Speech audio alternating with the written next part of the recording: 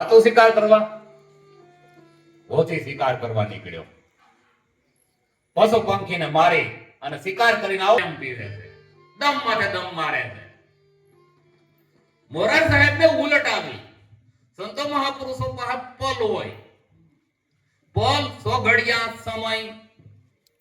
તમે ગમે ત્યારે સંતો મહાપુરુષો પાસે જાઓ, પણ તમારે જે કઈ જોતું હોય એ પલ 100 ઘડિયામાં થાય.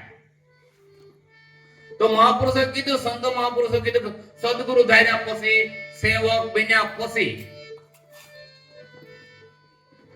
આ એક મુખનું જેણે પાલન કર્યું છે, તો એ કઈ રીતે કરવું? કે ત્રિકુટી મહેલમાં જુઓ તો પછી અલગ બેઠો જ્યોતિ રૂપી. આ ત્રિકુટી મહેલ છે. હવે મહાપુરુષો ભજન તો આપણને આપી દે, શબ્દ તો આપી દે, સદગુરુ ધારી લીધા, તો એનો ઓગાળ કરવો કઈ રીતે?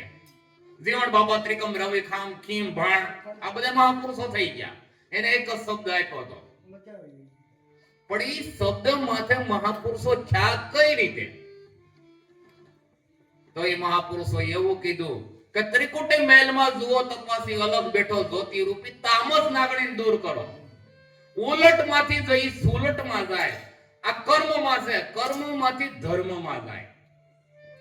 ત્યારે તમારું જે બુંદની ક્રિયા છે ને ત્યાં બંધ થઈ જાય, પાછળ વયો જાય. લક્ષ્મી સાહેબે કીધું કે 21 બ્રહ્માંડ ની ઉપર મારા ગુરુએ બતાવી વાત. તો 21 બ્રહ્માંડ કેવા કોને? તો પાછળથી મણકા ગણો એટલે 21 થાય. 4 અવસ્થા મહાપુરુષોએ કીધી: જાગ્રત, સપનું, સસુપ્તિ, અંતુર્યા.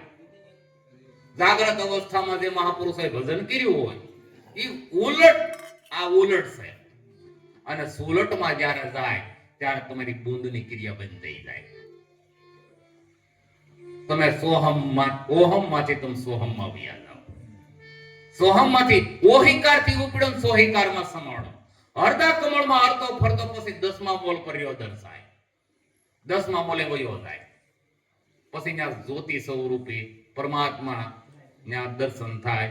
તો એ જ્યોતિ સ્વરૂપી જે 10મા દ્વારે થાય તો ન્યા ગંગા સતી પછી ના પાડે.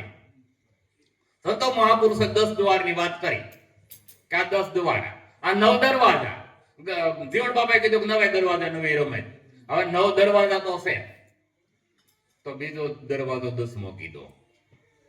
તો ઓહિકાર થી ઉપડ્યો સોહિકાર માં રહ્યો સમાય.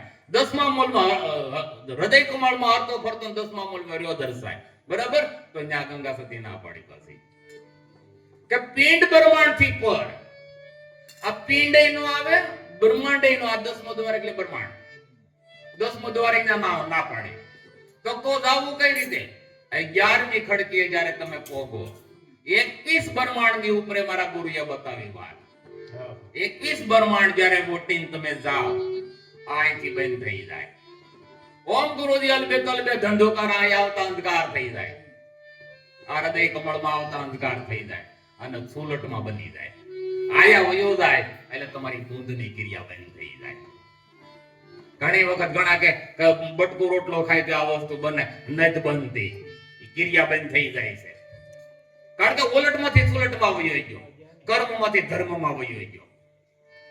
રોહિદાસ બાપાએ કીધું કે માઉસ કાદે મંડકે રમે રમે પ્રગટે વિચાર. અડ્યા વિનાનું કર્મ નડે સદભાગે રોહિદાસ. અડ્યા વિનાનું જે મનનું કર્મ છે, આ જીવને કર્મ મનનું નડે છે. બા ભવધી કૌનીનું કર્મ જીવને નથી નડતું.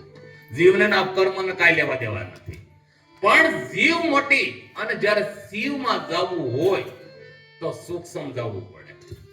સુરતા શબ્દનો જ્યારે ભેટો થાય, સુરતા જ્યારે શબ્દને પરણે, શબ્દ ગુરુ મહારાજ રૂપી આપે. એક શબ્દ ગુરુ દેવ કા તાકા અનંત વિશાળ. એક શબ્દ ગુરુ મહારાજ નો જ્યારે આની અંદર પડે, આ ખજાનાની અંદર પારસમણીનો ટીકડો આની અંદર પડે, હૃદય કમળની અંદર પડે અને હૃદયમાં જ્યારે ઠેરાય ત્યારે મહાપુરુષોએ કીધું કે એક શબ્દ ગુરુ દેવ કા તાકા અનંત વિશાળ. થકે મુનિજન પંડિત